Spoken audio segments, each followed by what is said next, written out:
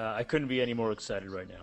Those hands were filled with poop-stained underwear, which he allegedly smeared on the face of his victim. Do you realize what percentage of your opening conversations are about bathrooms, Merrill? Sometimes when you look through the little hole between the stalls, you can see another guy.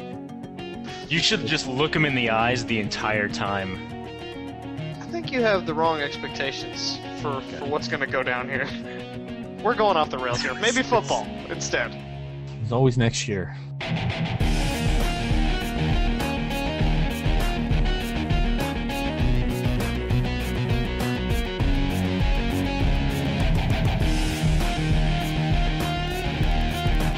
Happy National Cream-Filled Donut Day, everybody. One of my favorite holidays of the year. Who doesn't? There's like a million holidays for donuts. Cream-filled donuts, pretty good.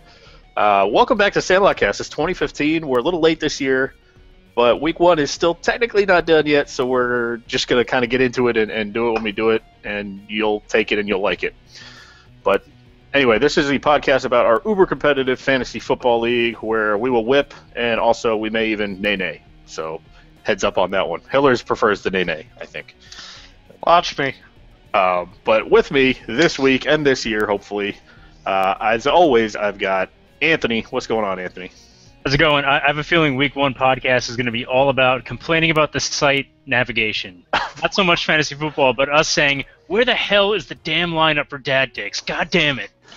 Yeah, it's not going well so far. Maybe we'll get used to it. But Hillers, how's it going, Commish? It's going okay. No one screamed at me today. I don't know. I got some capital letters filled messages, but pretty peaceful day, all in all.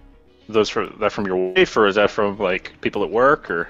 Oh no, mostly if anyone's screaming at me over text message, it's always the fantasy league. Okay, it's cool. The day's not over yet, Hillers. It's not. Well, we're gonna do a kind of typical format. We're gonna start out coming up on the podcast. We're gonna do a quick draft review, talk about what happened at the draft, what the highlights were, things like that. We're gonna do team reviews real quick. Well, not real quick, but as quick as we can do them. We're gonna do some power rankings for this year. That way we can see how wrong we were at the end of the year, and actually never tell you because we never actually go back and look at them. There's a reason.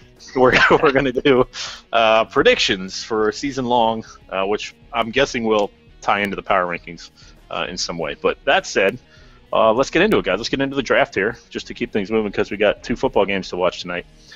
And we had our draft about 2 weeks ago. It was our first destination draft down in Charlotte. For those of you guys that could make it, had a great time. Thank you. I'm still drinking the beer that was left over, so I appreciate that. This one's for you, Danny Grimes. Thank you, buddy. Actually, no.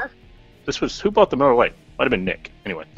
On our late night beer run that was totally unnecessary. Yes, those of you guys that couldn't make it, we miss you. Those of you guys that proxied, by chance that you're watching this, and Danny Douglas actually asked, he said he would like to watch this, so he asked when we were doing it. So is he using Talkie.io to watch this? I'm not sure. I know he's not a fan of the Google Hangout. But anyway, that was our first ever destination draft. But let's get into the details a little bit of it here, and we'll start with you, Anthony.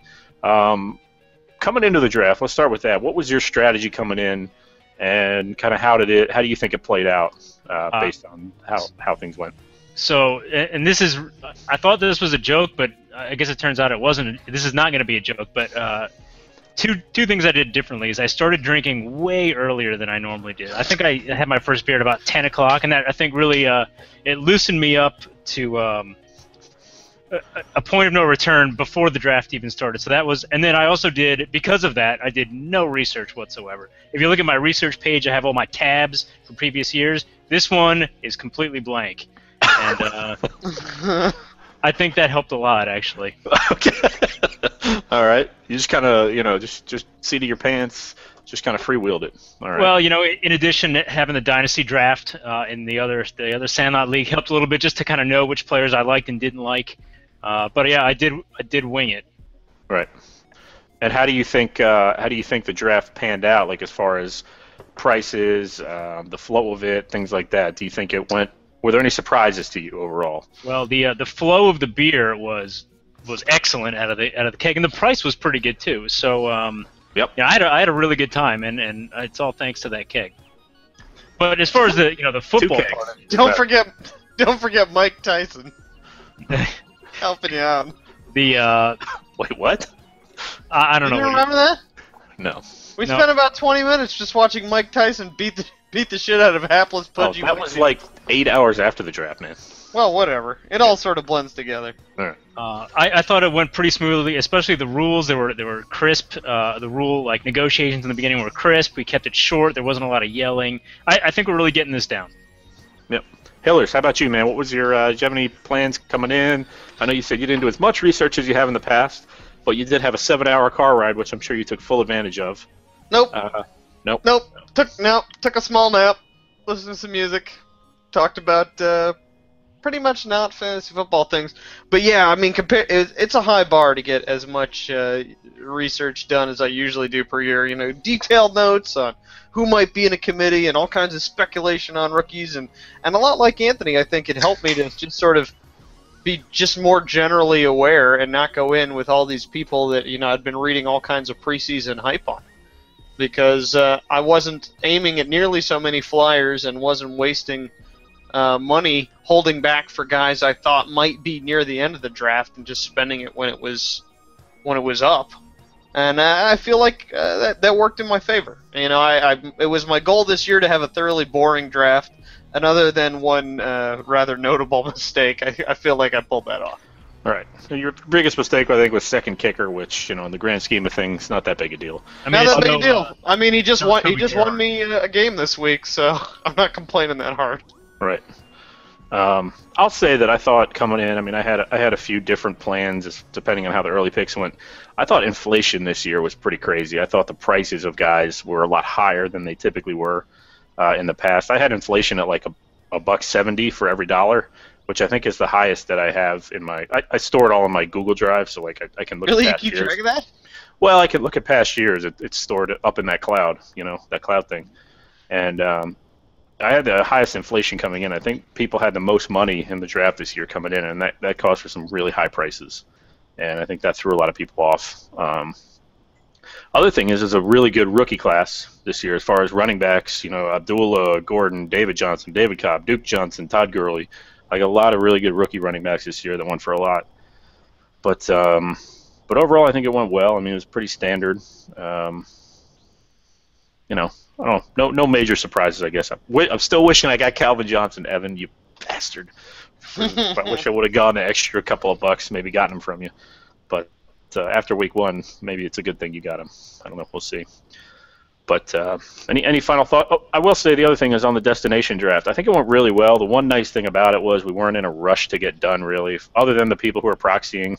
Mainly They JD. probably were in a huge rush to get done after hour 3. They were probably like, "Oh my god, please get me off of this. This is so boring." Well, it's But funny thanks because so much to anyone proxed, Danny and Zach, who probably won't watch this. Yeah. It took a lot of patience to do that, and so Yeah. that was really nice. to sit there for 3 hours and draft someone else's team that you'll never touch again. That's dedication, and that's real true friendship there. But definitely thank you. JD finished up, I think, like a half an hour into the draft. I think he had all his players. He was definitely in a hurry to go somewhere. I'm not sure what the deal was with that, but and it shows on his crappy team that he got.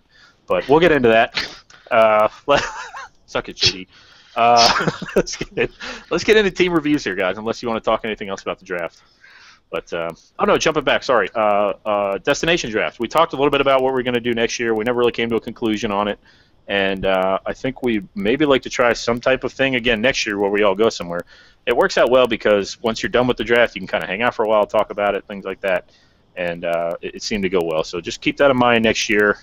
Keep the calendars extra clear, more so than normal, because we might end up going somewhere. Who knows? But yeah, keep that in mind. Let's get into the team reviews, guys, and we'll start with the Return of the Jedi division. And we're going to start with the Dad Dicks here. And actually, I got to pull up my page because I have no idea who the Dad Dicks kept. I will. Let me help you out with that one. They kept And not type Le'Veon that Bell. in my Google search because that would not go well. You done? they kept Le'Veon Bell, Latavius Murray, and Jimmy Graham. Okay. So those were his keepers coming in. Who were his big purchases? Big purchases? Well, I mean, I have as a note that it was a relatively sort of speculative draft, at least on the wide receiver end. Funchess and Green Beckham both as pickups. In terms of price, Vincent Jackson at $34 was his major free agent pickup, and I gotta say I feel like that was one of the more overpriced picks of the entire draft. Yeah, that was crazy when that bidding was going on. That bidding, every draft I think has sort of a sine wave to it. You know what I mean? Where prices are high at the beginning, and then there's a brief lull where values happen. Where guys go for cheap, and then once everyone starts seeing all the guys in that tier and tiers below start disappearing quickly, prices skyrocket, and I feel like Vincent Jackson was probably at the very height of that.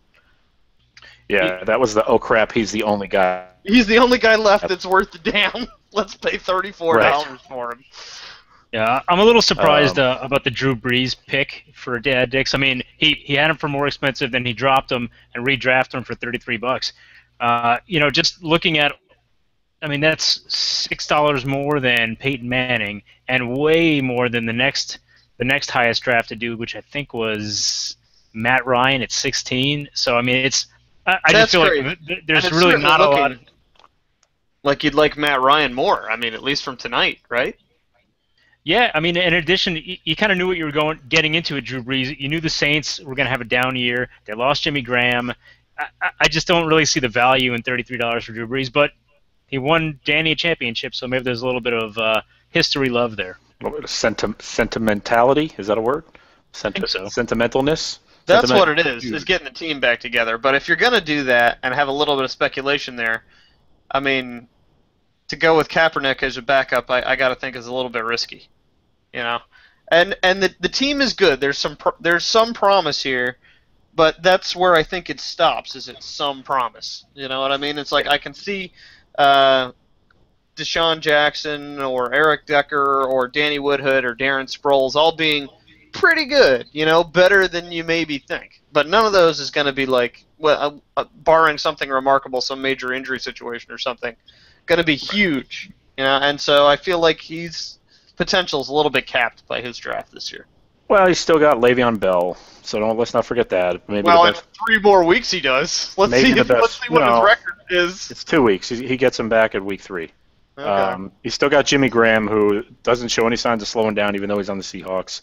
Still looks like maybe the best tight end in the league, or at least definitely the second best at worst.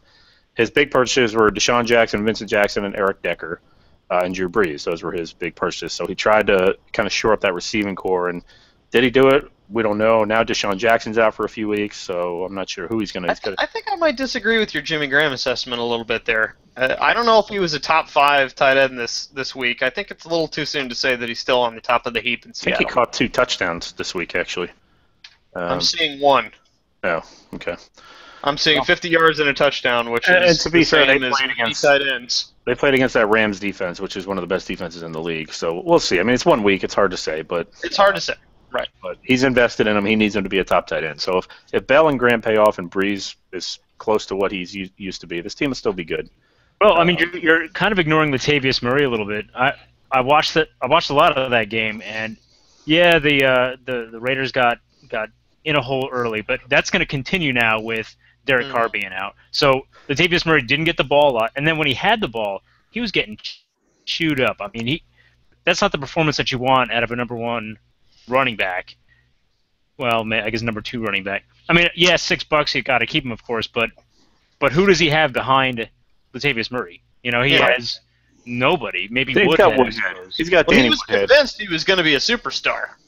After his 5 carries last season, he was convinced he was going to be the next big running back in the NFL. Well, no, but you look down there, he's got Danny Woodhead, who I think at $6 might have been one of the best values in the draft, because Melvin Gordon has not really shown too much yet that he's going to be the guy in the pack, and the Chargers really love Woodhead, so I think that's going to be a pretty valuable pick for him. And Sproles is okay. He's not great, but he'll get you a couple points every week. He's worth a buck. Yeah. So, all right, let's move on here. Let's move on to the Assassins, who everybody seemed to think had a pretty good draft. His keepers he ended up keeping Roethlisberger, Andre Ellington, Doug Martin. He traded for Doug Martin and Brandon Cook so he could keep them. And then the big surprise is Michael Floyd from Arizona, who he kept for $15, which seemed like a lot. Hillers, we'll start with you here. Well, his big purchases, we'll just go through that real quick. He's got Todd Gurley for 37, DeAndre Hopkins for 29, LeGarrette Blount for 30, and David Johnson for 16. Hillers, what do you think of Watson's draft? I think he missed on many of his big purchases. I would not have spent $37 on anybody in the Rams backfield. I would not have spent $30 on anybody in the Patriots backfield. They're just so uncertain. They're constantly shifting guys. Obviously, he's picked his horses, and running backs, you always pay a premium to get him in this league. But I don't think that he had a bad draft, especially after week 1. DeAndre Hopkins, Kendall Wright, and Marcus Mariota are all looking to like totally vindicated picks. It looks like he might actually have himself, a respectable starting quarterback if Mariota. I mean, it's just the first game, I understand, but he's got Roethlisberger too. But he looked really good, yeah. And so there's room to grow with this team. There is some potential there.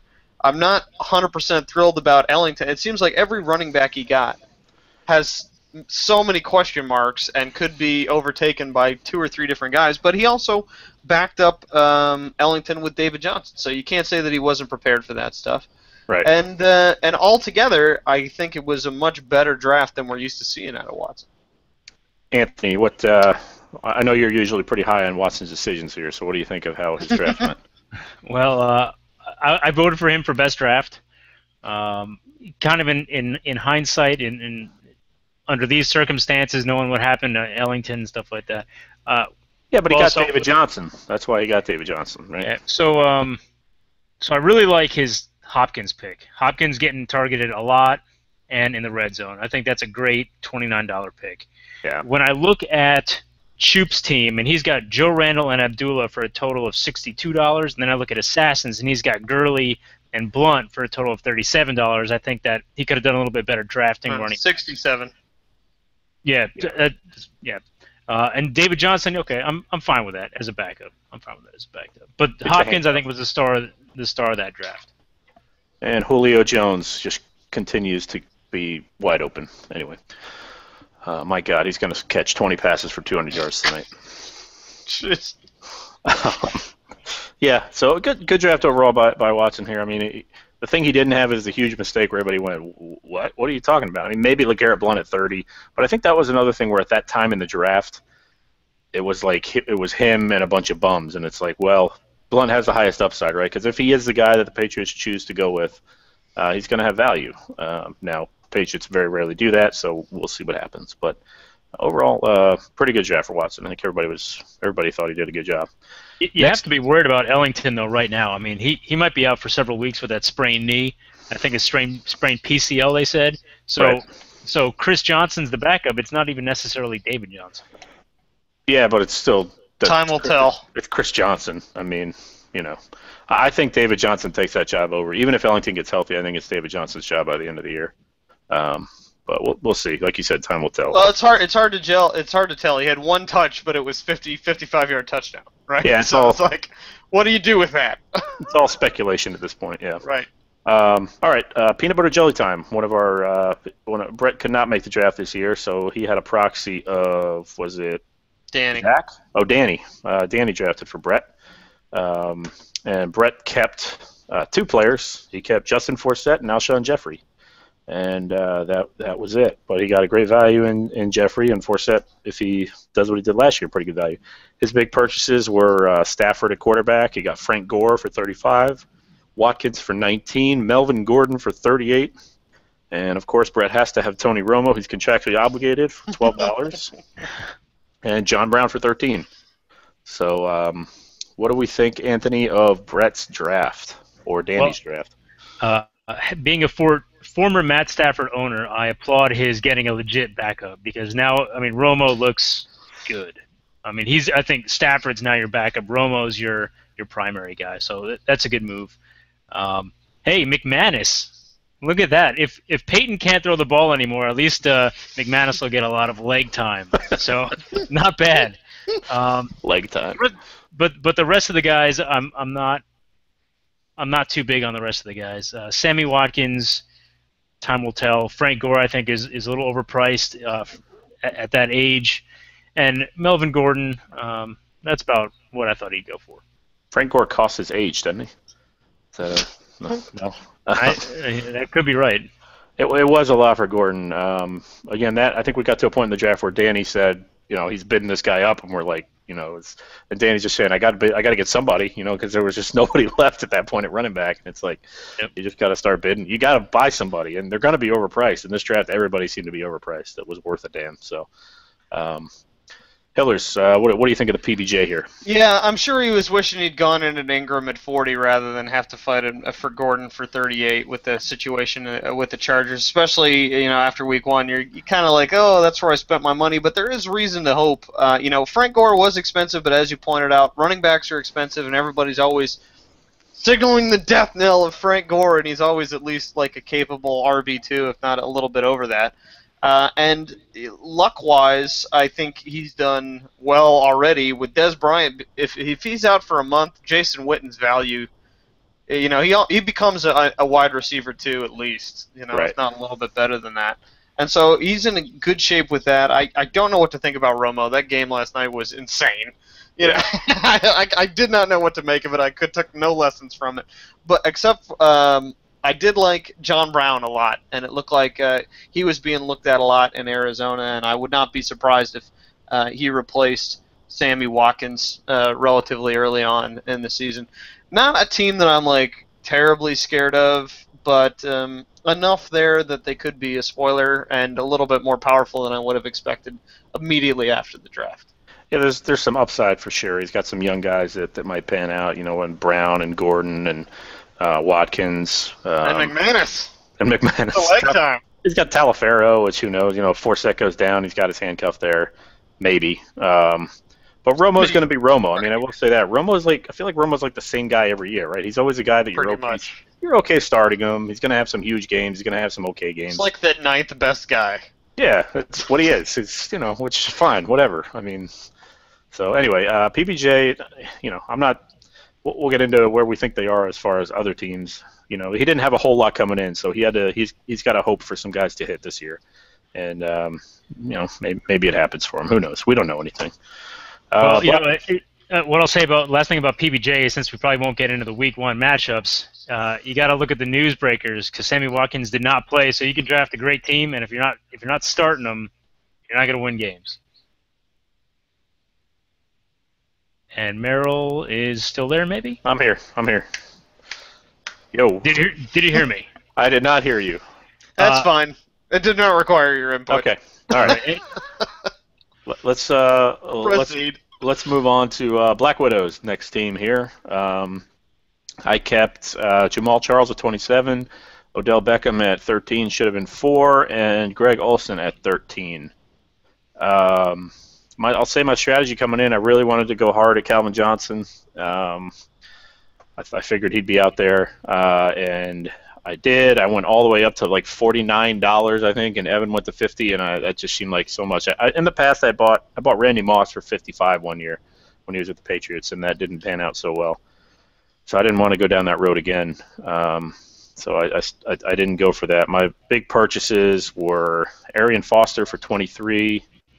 Charles Johnson for 21, Brandon Marshall for 20, Peyton Manning for 27, and David Cobb for 16. So, Hillers, we'll start with you here. Thoughts on my team? Well, nothing wrong with your keepers, of course. They look excellent. But as for the rest of it, you sort of spread your money out, and that's kind of looks like you did. I mean, it's sort of not entirely sure how that's going to go. I do applaud you for locking up the Houston run game either way. That was a good move on your part, and it's certainly possible that Foster comes back quickly and that $23 is going to look like a steal by late this season. God, I hope so. Yeah, I mean that's totally possible, but you might need it. I don't know what to make of early returns from Ryan Matthews and Jamal Charles here. Touchdown tonight for Matthews. He just scored. Yeah.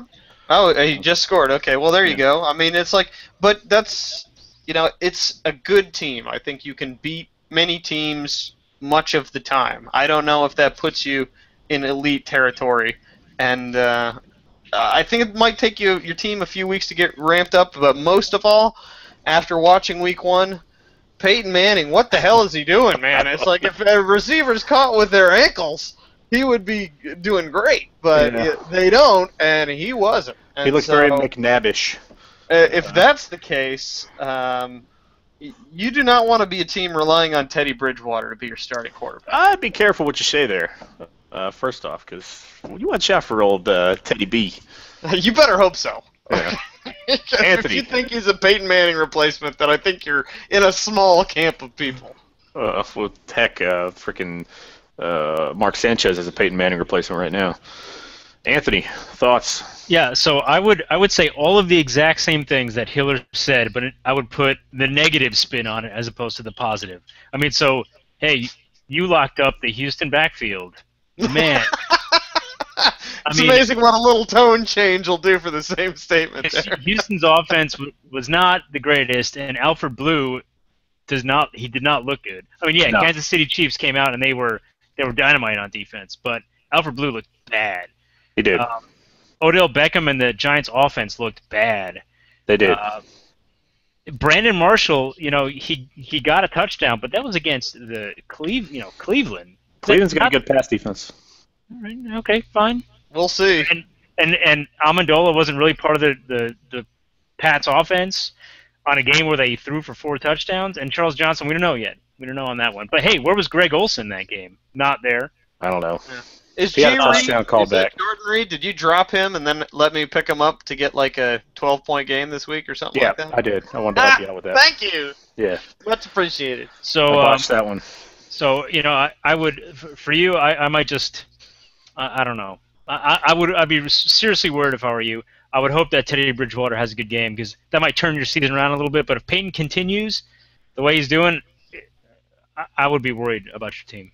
Yeah, my season is going to come down to 2 people, and that's Peyton Manning and Arian Foster. If they contribute and become valuable assets, then I got a shot. If they don't, then I'm done. And I think that's pretty much it. So we'll see. Peyton looked bad. I will say that he looked. They did not look good.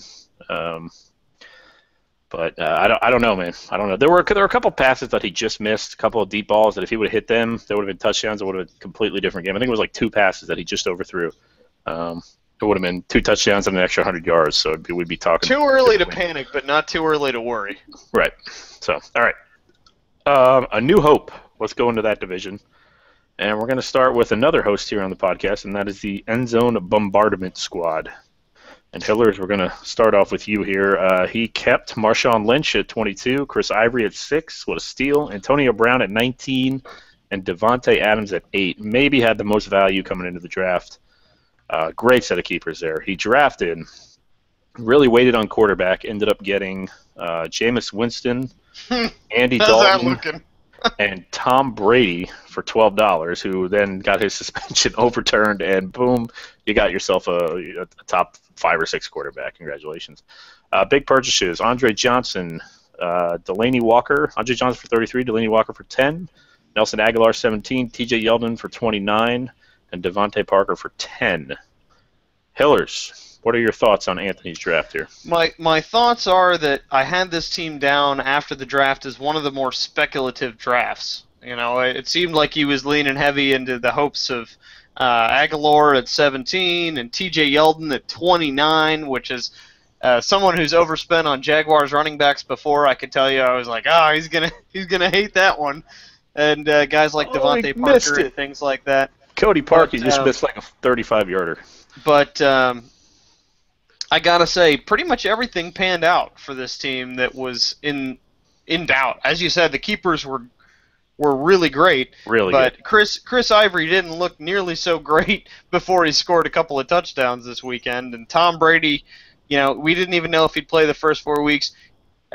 He got what could be a years-long keeper there, honestly. At least 2 or 3 years worth of keeping value out of Tom Brady by getting him on a year when he had some tough stuff going on. And thank God, because Jameis Winston looked horrible. He did not look good.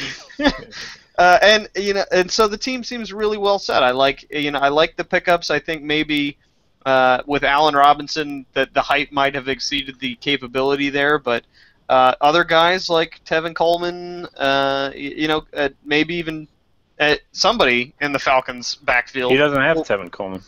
I see T. Coleman here. Oh no, wait, not me. no, I don't. You're looking at the Choop. I am. I'm one over. Yeah. My bad. Anyway, He got yelled at. prior to that statement, yeah, I think it's a solid team all the way down. Well, not all the way down. I mean, a little bit of depth problem, but the starting lineup looks amazing right now, and I think you'll see my power rankings reflect that. Basically, he's filling in holes, right? With that starting lineup, I mean, he's got a top 5 running back, maybe the top receiver, maybe the best RB2 right now in the league, among other guys as far as what Ivory looked like. The Tom Brady thing, huge. I mean, absolutely huge because Andy Dalton had a pretty good game, but that was great, and it was savvy for him to pick him up. Andre Johnson did not look good. The Colts did not look good, but I will say they were playing what I think is probably the best defense in the league in the Buffalo Bills in Week 1. So let's not overreact on the Colts on Week 1. And, Anthony coming in, I mean, is there anything about your draft that what are you most happy about and what do you most regret, I guess? Well, given the solid keeper situation, I could afford to take some chances, which is why I took so many rookies. Right. I needed like one solid hole to fill, which I think I could fill with Andre Johnson. I'm not worried about him, especially with T.Y. Hilton potentially being out for a couple of weeks. So I think he'll get his targets, especially with better defenses. Tom Brady was huge. I will say that even though I don't like Jameis Winston, I don't think he looked good. He still scored more fantasy points than Jay Cutler, Joe Flacco, Peyton Manning, Matt Stafford, Eli Manning, Peyton Manning, Cam Newton. He scored less than 1 point less than Russell Wilson. Yeah. So, I mean, I'd be willing to take bets on season-long point totals with most of those guys in Jameis Winston, though. I mean, it's Week 1. And I'd be on your side. But, but it's 1 week, right? It's 1 right. week. It's 1 week. So hard to say his career is going to be terrible. I'm a Winston believer. I think he's going to be a good quarterback. I'm a little concerned about Delaney Walker right off the bat, having a potentially broken hand. He's in a cast today, and historically with my team, if I've had tight end troubles, I have season troubles. So, you do. I have got a lot some of tight ends for you if you want to trade. Actually, I got a tight end for you. so you my- don't. my That's not even accurate. my dread was having to go to the waivers to look at Kobe Fleener, but thank God someone already has him. That's me. That's me. I dropped Jordan Reed for him. Yeah. Good Thanks, job. thanks again. That was a lifesaver. I've had to rely on Kobe Fleener before, and it was a dark time in my life. I don't have to rely on him, thank God. But yeah, whew. It's not good. I see what you mean. So, all right, let's move on here. That's enough about our teams for now. Iron Pirates Miscreant Crew. Nick, who sat on the countertop during the entire draft, came in and he kept Carlos Hyde at 19, Adrian Peterson at 23, which is really good, obviously. AJ Green at 25, Randall Cobb at 23, and Travis Kelce at 8. His big purchases were Joique Bell at 26, Rashad Jennings at 25, Victor Cruz at 13, and I guess Owen Daniels at 7. Nick seemed to wait around a long time for his draft and to start picking up players, and he seemed like he had some secret strategy. When we kept asking him when are you going to draft people, he's like, "Oh no, this is great. I'm excited about what's going to happen." And like, I don't know that it ever happened. Which part? I'm not sure, but Anthony, what do you think of Nick's draft and Nick's team? Oof. I hate it. I mean, his keepers were great. His keepers were phenomenal. I think he had great prices, good value, top-tier guys. So he really didn't have too many holes to fill in. He needed a quarterback and a flex, but I don't think he filled them very well. And somehow he failed. And part of it is because he had a little bit of bad luck. I mean, who would have thought that Victor Cruz, okay, he was questionable for Week 1, but he might be out for 4 weeks. The Rashad Jennings is maybe. Oh, and I'll say that Joique Bell, we kind of thought he was going to be at least the starting running back for most of the season, but it looked like Abdullah. Abdullah looks good, dude. He looks way better than Bell. So good. Bell might be super like the draft bust. Period. But I do like Rashad Jennings. I mean, that's a solid $25 running back that you could plug into the flex and be happy with. Yeah. Kelce looks real good. Let's hope he can keep that up.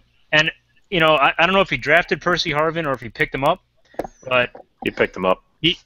I think Percy Harvin is going to be he's finally going to be how he was like on the Vikings for that little short amount of time? I don't know.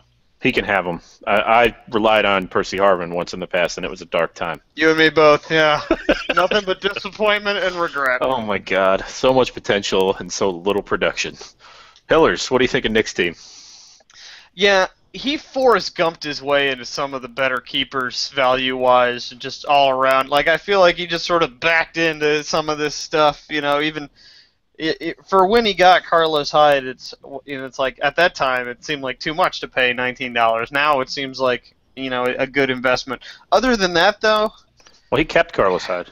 Right, that's what I'm saying. Like it's like when you're right. he paid Last for year. him, it's like why is he paying $20 for a guy he probably could have gotten for $3? 16. Yeah. Right before the playoffs started. But he was the beneficiary of the sweepstakes that Anthony kicked off by dropping Peterson while he was still eligible to be picked up for free agency next year.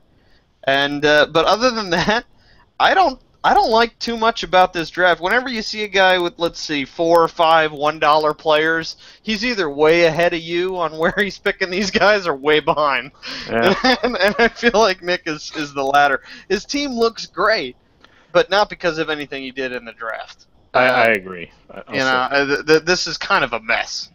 Yeah, he had great keepers coming in and really didn't do much of anything in the draft, I don't think. I mean, Carson Palmer looks fine, and he's okay. He's serviceable as a quarterback. He looked great in week 1, and maybe he'll be great for the year, but, is he a guy you really want to rely on for your entire fantasy season? Do you think he's going to be that good? I don't. I think he'll be... Carson Palmer, no. He'll be like the 11th best dude, as per usual. Yeah. I think that's a little bit gracious for Palmer because maybe he played the Saints. I mean, and he's also in a really tough division, having to play the Seahawks and the Rams. I mean, that's and the Niners. Yeah. The QB situation is bad. Yeah. And Flacco didn't look great either.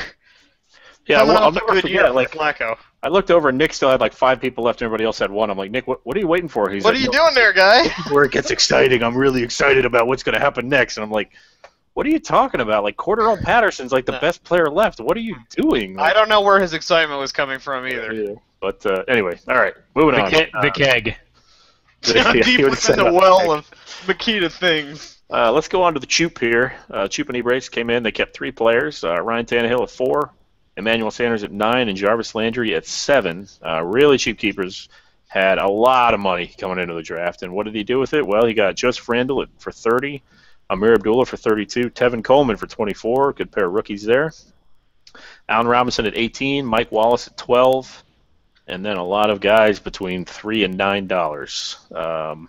Hillers, JD's draft. What do you think here? Probably the most speculative in the league. It's just loaded with rookies, but it's certainly looking like at the time he got Joseph Randall. Joseph Randall was not listed as the starter on the depth chart there. So kind of going off of preseason reporting rather than facts on the ground, which is always sort of a risky thing to do in my mind. But altogether, I think he came out really well. I mean, obviously we've got 1 game of sample size, and it's not going to be much, but his guys look good. And if I don't think he's going to be a team that's like threatening a championship this year, but if you're talking about you're rebuilding for the future, this is exactly the lineup that you want to see. And Amir Abdullah looked awesome. Between Coleman and Freeman, someone's starting in the Falcons, and he's going to have one of them. And by next year, he could keep either one at maybe at least marginal value. He's got. You don't know about Josh Hill and with the Saints, and Rashad Perryman certainly got a lot of hype, and I don't think we got to see out of the Falcons what they're capable of. That game, not the Falcons, the Ravens. Oh yeah. They had a terrible game, and so I don't know what to do there, but it just seems like he bought into all potential all the way down the lineup, and so it's too soon to call, but maybe 2 years from now we're talking about JD as a team that's on the bubble rather than in the basement. Hillers, if you had to hang your hat on the offensive prowess of one team, would it be the Miami Dolphins? It would not. Okay. It would not. That concludes my assessment.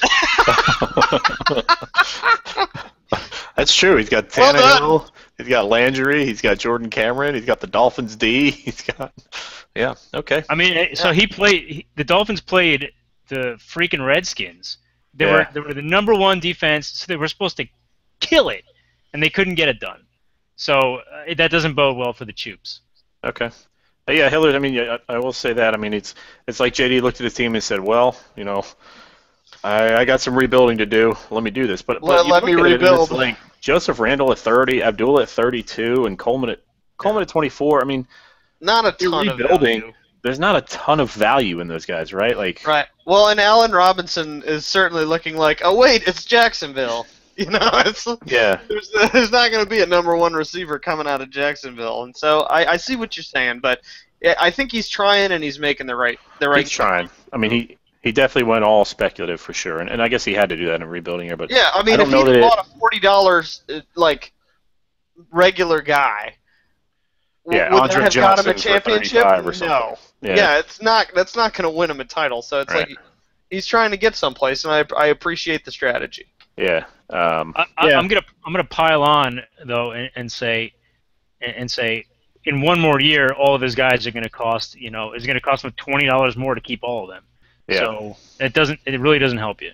He's gonna have to be active in the free agent waiver market. He needs Abdullah to be like a top 5 running back to have a lot of value at $35, right? Like he needs him to be. And Anthony hit on it. There is another option. Come trade deadline, someone's going to want a player that's scoring, and if one of those guys is you know, it gives him the cachet that he needs to build. Yeah, and if he's in full rebuilding mode already this year, then he's probably looking for that point. You know, he's probably going to be one of the people that's ready to make a deal for somebody who's hurt the rest of the year or something like that. He'll make that deal. Come the last week of the regular season, expect him to be picking up 3-4 guys that could be next year's big hype guys. Weenye is our next team. Weenye came in. They had a lot of value along with EBS, maybe the most. Russell Wilson at 16.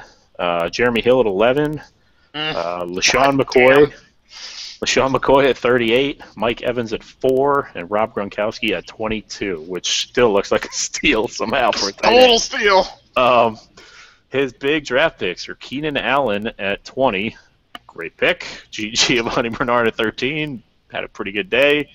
And then Shane Vereen at 16, Doug Baldwin at 10, and Jordy Nelson at 20, which I don't know about the value. I don't know that he got the value he was looking for in that pick. Out of Jordy, no, that was one of the worst picks of the draft. That was Evan totally bidding him up because he knew he wanted him and he knew he had $20 left to spend. Anyway, Anthony, looking at Andy's draft, he had a real strong team coming in. What do you think of how he kind of filled the rest of the spots there? He did well. Keenan Allen might be the Keenan Allen of 2 years ago. I get the Bernard. I don't like the Bernard pick, but I get it because he's got Jeremy Hill, so it's a decent priced handcuff.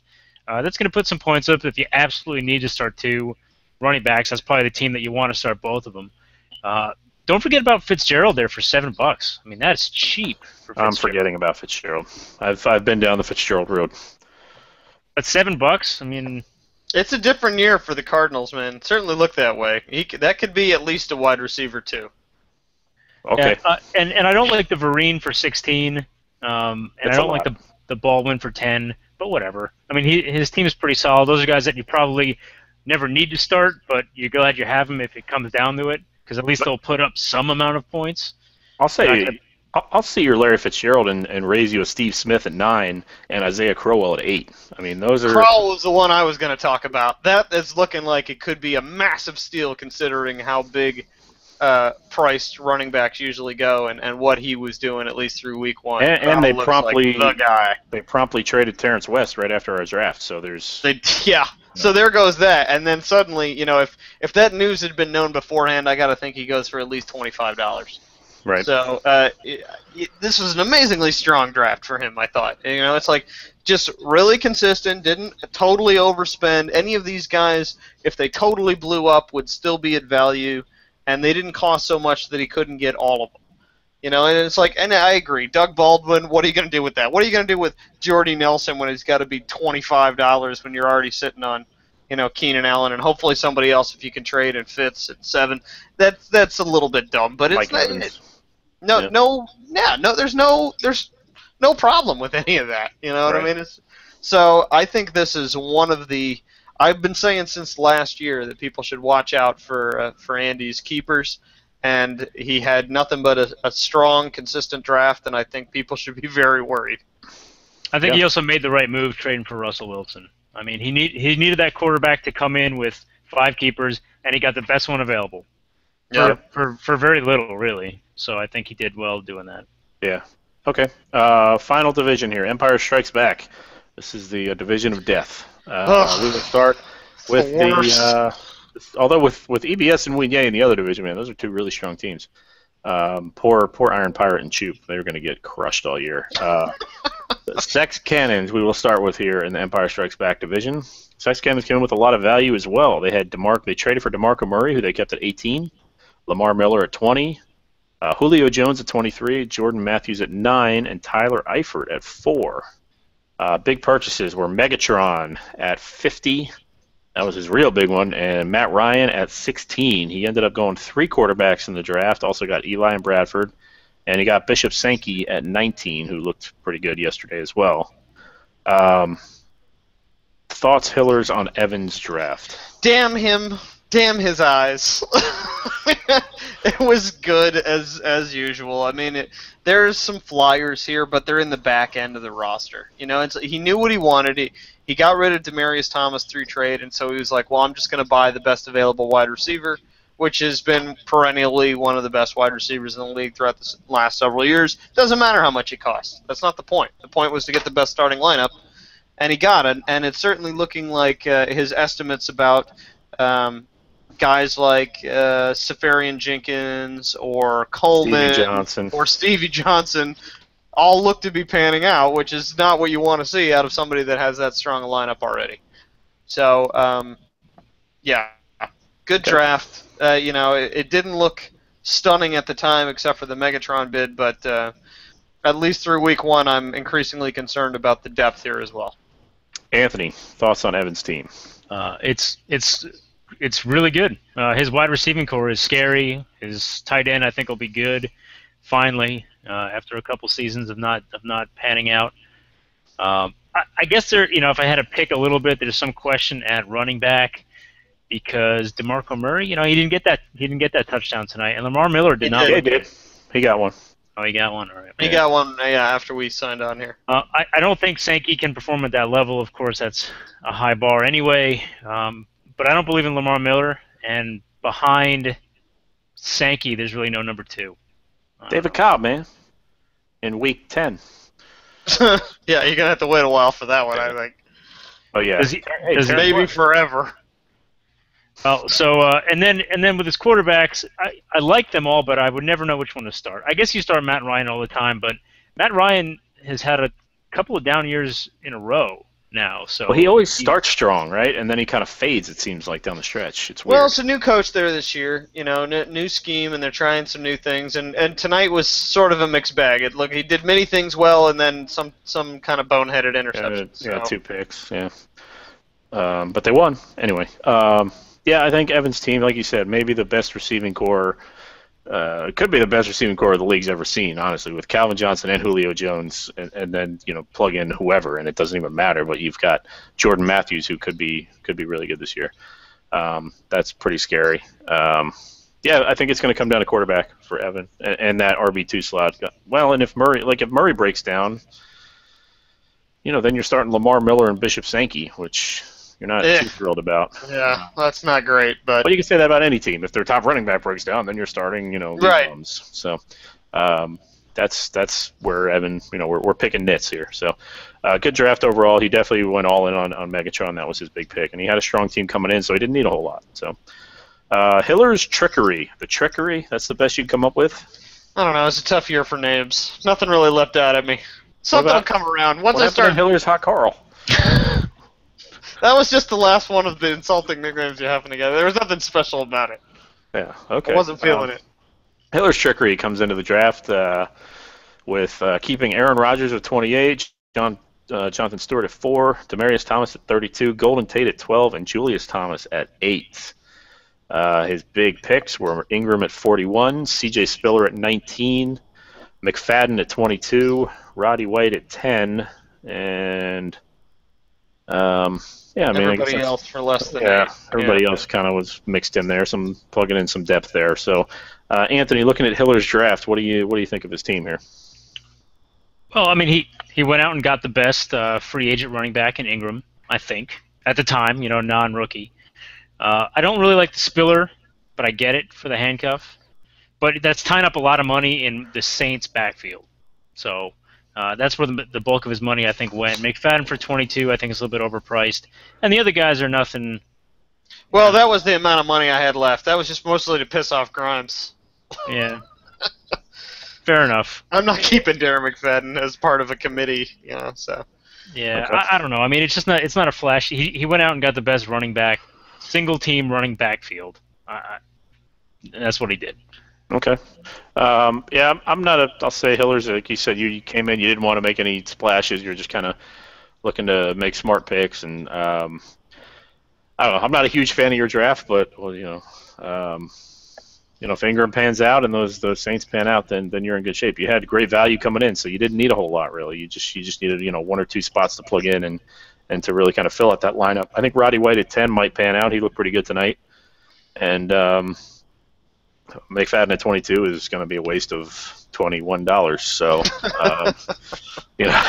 way to go on that. You do love Darren McFadden, though. I do. Yeah. He won you that one game against me that time. He did. Gave him a lot of street cred. Yeah, but no. So why don't you tell us, Hitler's coming in? I mean, you said you didn't have much of a strategy coming in, but going throughout the draft, what were your? Well, what do you think? last year I would say I was a lot more like JD's team, and I drafted a ton of rookies and went for a lot of speculation and figured, okay, this is going to be the year I get on someone great, and I did find someone great, but then I dropped him in week 6, and everyone else that I kept was just a giant waste of money. Who was that? Mike Evans. Oh yeah. Yeah, he had a terrible first half of the year and then blew up. And so this year I was like, I just want to get solid people. I knew that I needed to spend a lot of money on running back. And just like Evan had to spend a lot of money to replace Demaryius Thomas, I felt like I had to spend a lot of money to replace DeMarco Murray. And do what it took. And then by the end of the draft, I just wasn't thrilled about the receivers I was seeing at the prices I was seeing in the middle of the draft. So I had a lot of money left over and said, pick up somebody that at the time was listed as the starting running back for the Cowboys. Do I think he's going to be that after this week? No, I certainly don't. But you never know what's going to happen. And as usual, I'm relying on midseason moves to sort of keep me in contention. But I think my starting lineup does that. And I was really excited to get Kelvin Benjamin at $3.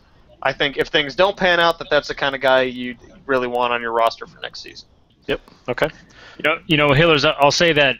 With the draft you had, it seems like your strategy was win this year, because you didn't really pick any guys with upside. But then when you look at your team, you're like, how can anyone win this year with that team?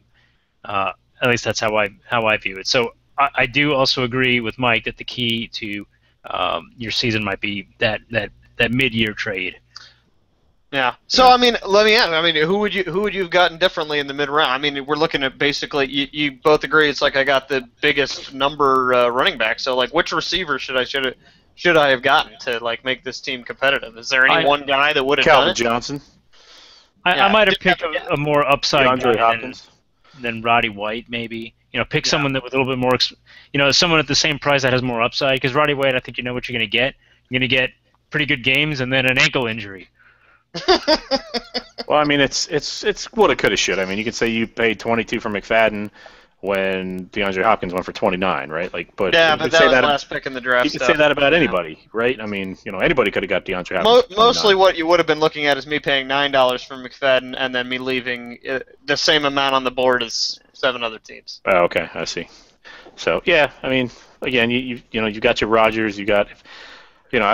Relying on Jonathan Stewart, I'm not a huge fan. No, of. I'm relying on Ingram, actually. I'm just hoping on Jonathan Stewart. Even relying on Ingram, that hasn't proven to be a reliable. It's weaker than it's years. been. Yeah. Other teams. And if Peyton Manning can't throw, then Demaryius Thomas is not great. I'm very worried. Yeah. All right. TDJ. We got 2 teams to go here. TDJ came in. He kept almost all his money. In keepers here, Cam Newton at 22, C.J. Anderson at 29, Matt Forte at 41, which is kind of a surprise because he threw back Ingram for who he could have kept for 13. Des Bryant at 26 and T.Y. Hilton at 21. His big purchases, there were two. He got Torrey Smith at 12 and Martellus Bennett at 11. Big God bless Zach for sitting through a draft for 3 hours and picking up Torrey Smith and Martellus Bennett, and then a bunch of bums. Unbelievable patience by Zach on that one. And let's go to you here, Hillers. What do you think of how Zach/Pritchard drafted this team? Yeah, what did Zach have to do? The poor bastard just had to sit there and wait for the opportunity to draft Max Williams. And Michael Crabtree. You're just hoping, for flyers with these guys. Yeah. And it was always going to be one of the league's most brittle teams. I was surprised, obviously it's hard to fault the guy for keeping Matt Forte when he's obviously still one of the best running backs in the league. But you got to worry a little bit about your money, and I don't see any depth here. And after Des Bryant and T.Y. Hilton both having injuries in Week 1, I would be very concerned about the fate of this team because I just don't think there's enough left there to carry him to wins over the course of the season if he has to skate by and catch a bunch of losses for 2 or 3 weeks, especially in the division he's in. So, right. Anthony? I'll say that Zach did a pretty good job with the amount of money that he had. I think Torrey Smith and Bennett are two good purchases for that price. He got one of the best tight ends that was available, and Torrey Smith for $12. Hey, whatever. That's good. Yeah. That's a good price. The rest of his guy, I guess Marcus Wheaton. That's the suspended guy in Pittsburgh, right? No, that's Bryant. No, Wheaton's the guy who's playing right now. When Bryant comes back, though, Wheaton's not going to have much to him. I wouldn't think. Yeah. So the rest of his team is nothing really that great. And boy, did Cam Newton look terrible against the Jaguars, which is. Why is there a question mark in that? Cam Newton looked terrible. Yeah. Against the Jaguars. Because anyone should look good against the Jaguars. Well, that's concerning. And Bryant and Hilton, 2 injuries that are probably irreplaceable on this team. So it might be time for the Week 2 fire sale, I guess. I don't know. I mean, this team's seriously going to be rebuilding next year. You look at them. I mean, this is an all-in for this year team. And like you said, T.Y. Hilton already down. Des Bryant down. This team, I mean, who are they starting at receiver next week if those two aren't playing? I mean, Torrey Smith and Michael Crabtree. Yes. Yeah. I mean, that is horrible. This is what happens Larry. This is what happens, Larry. When you get to the draft, this is what happens. Well, I think someone's buying James Jones off the waivers. Yeah, I mean, he's got to go all in on whatever receiver he can get, so whoever his opponent is. And it looks like he's going 0-2 this week. Yeah, so this team went all in for this year, and Week 1 devastated him as far as his receiving core goes. So the Wang of Fate knows what it's like. Forte looking like a good trade target for whoever wants to deal some value receivers to this team because let's talk Pritchard. Yeah, Forte looks good. All right, Duplex. Okay, could this be the most devastating Week 1 for a single team that this league has ever seen? I think Brett had one a couple years ago that was pretty bad. Yeah, he had like 4 people injured. Yeah. All right, Duplex, final team here. Kept Andrew Luck at 24, Eddie Lacy at 35, and Jeremy Maclin at 7. Big purchases include Alfred Morris at 42, Julian Edelman at 25, Amari Cooper at 17. And he also snuck in Duke Johnson and Pierre Garçon. So, Anthony, looking at Duplex here, Dave was not too pleased with his draft. It seemed like he was in for bidding on everyone, but actually never won anyone. He was. He was constantly bidding. So, Anthony, what do you think of Dave's team here? I didn't like it after the draft, but I like it after Week 1 because the guys that I thought were on the fence, namely Morris and Edelman, ended up getting a lot of work, and they both looked pretty good. I'll also say that having Djax go down makes Pierre Garçon at $6 look a lot better. Yeah. So Week 1 helped Duplex a lot, and I think, as Hiller said, that will be reflected in my power rankings. How do you feel about relying on the Redskins' offense? Ooh, that's a good point. How do you know though? Because it's not Kirk Cousins, or it's not Griffin anymore. It's Kirk Cousins, and he's at least a quarterback that's trying to pass rather than flail around and run and break his ankle. Blocked. Field goal. Vikings pick it up. Here they go. To the 50, to the 40. And out of bounds. Wow. Sorry. Thanks for that lame play-by-play. Yeah. Blocked field goal. That's a good interlude.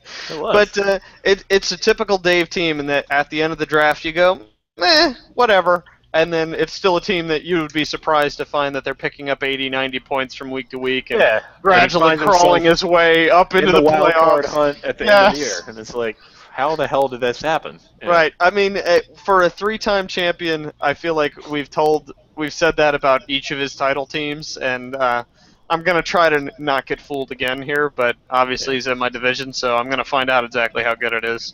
Yeah, he's still got the best quarterback, arguably. Still got the best running back, arguably. So Right. that's a good start.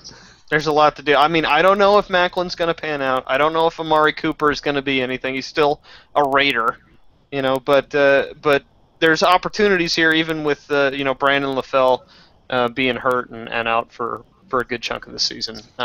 These are moves that you can correct for through trades and free agency pretty easily. Yeah. So far looking pretty mediocre, but that's how Dave normally looks at this point in the season. So He looks that way all the way to the title. Yep. All right, let's get into power rankings here and wind this up because I got to watch my boy Teddy Bridgewater pass all over the Niners here. Let's do our normal thing.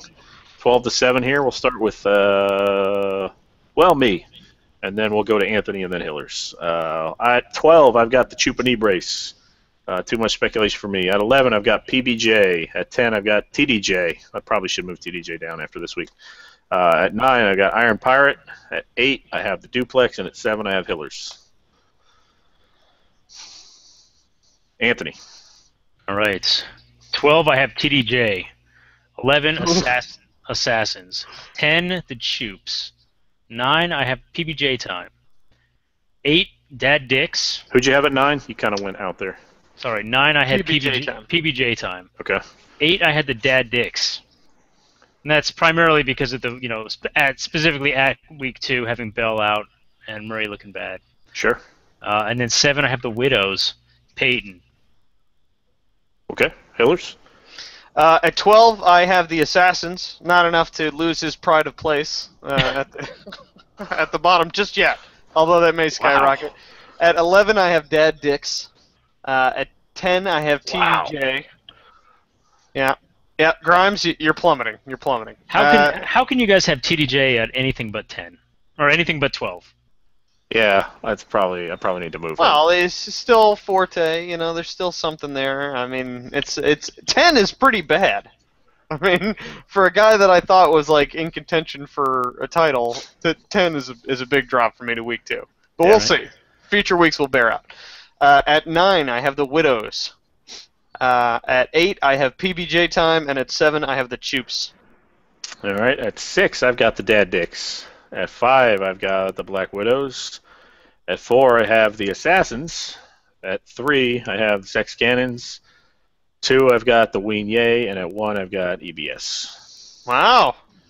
Early shot at number 1 for you there, Anthony. I'll take it. Yeah. It means everything. Well, it's when someone puts you 1 at any time of the season, it kind of makes you happy. For that week only. Yeah, okay.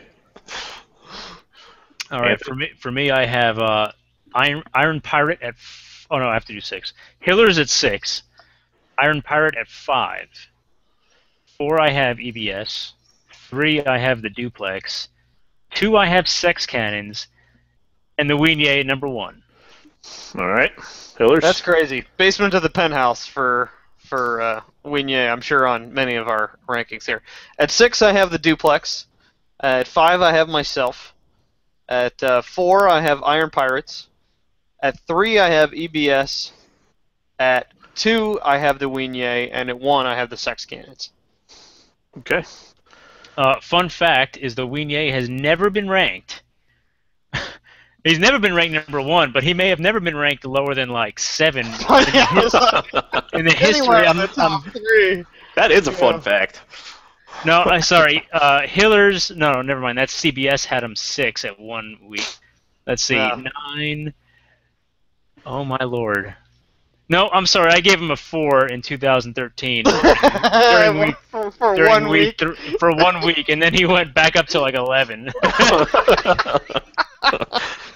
Yeah. Well, Yeah. if time tells us anything, I see I'm right around, somewhere between 5 and 7 on these counts. I'm gonna get to 5 by the end of the season. I'm gonna be in there. I'm gonna be in that second. Not based on the last 2 seasons, you're not.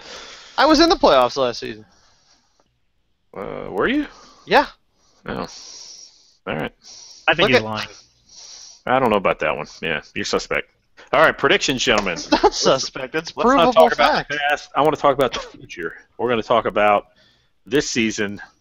Who do we think is going to win each division? And we're going to go backwards this time. Hillers, who do you have as your division winners? Oh, here, let me bring up the divisions real quick. I could tell you that. Let's see. The division winner of Return of the Jedi. Boy. It's hard. That's it. That's a tough Oh, one. That's a Boy. crappy division. Jeez. That may be the worst division we've ever had. But yeah, I'll go with Brett. Brett? I'll go with PBJ time. Let's throw it up there. It's my bold prediction. Are you? Is anyone writing this down or no? It's recorded, dude. Oh yeah. It's literally Like we're ever gonna go back and watch it.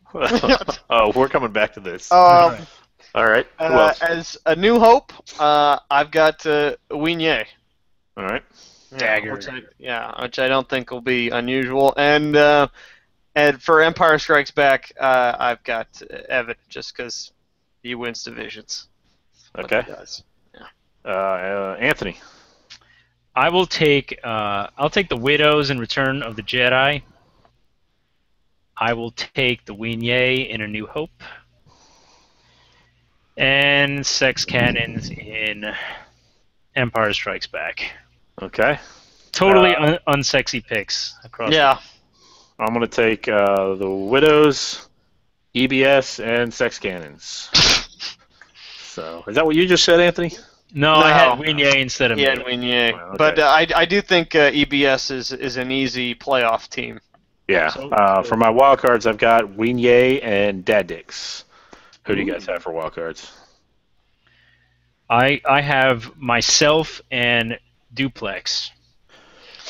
I've got Anthony and Nick. Nick. All right.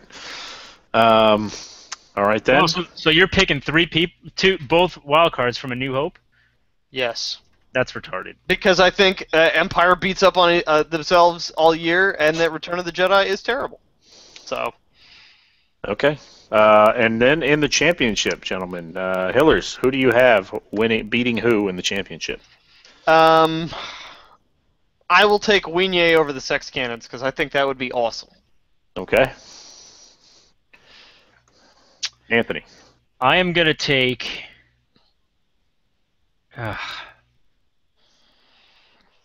yeah, screw it. I'll take Winye, and I'll have him beating the Black Widows. It's unanimous, ladies and gentlemen. We have 3 Whoa! people That's a picking the death knell. Winye. Where's I the have- Madden cover? I have the Winye beating EBS and sending Anthony for like a 3rd straight season into a fit of rage because he lost to the Winye to end his season again. So, Where's the Madden cover? Yeah, we need that's to get right. being named champion is like the worst thing that can happen to you. Nick, you now have a task for Photoshop. You need to put Andy's giant face on the Madden cover, just so we can figure that out. But okay, well that's it, gentlemen. Anything? Any final thoughts you want to add? Nope. Okay, I'm okay. let's get out of here and watch some Teddy Bridgewater then. For Hillers, for Anthony, this is me saying we will talk to you guys later. Classy.